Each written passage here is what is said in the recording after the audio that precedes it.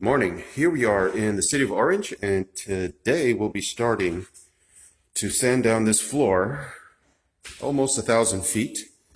We were here maybe a month ago or so, maybe 2 months now, where we did some repairs. You can see a few of them there. This entire section had to be replaced. And of course, this entire floor is going to be resanded. We're going to make it pretty curious. That color right there. That was a sample we left behind the last time.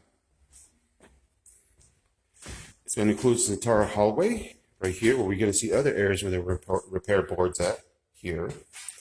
And in there, a few spots. A few more things we have to take care of. Hallway. So let's take a look at these bedrooms out here.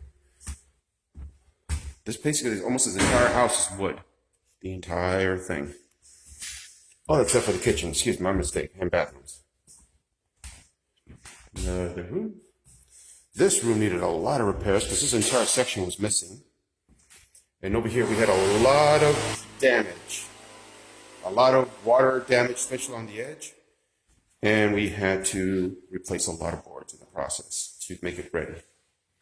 But that was about a month ago. Everything's ready to go. This is a white oak floor. Going to be staining it, and we will see what it looks like when we are done.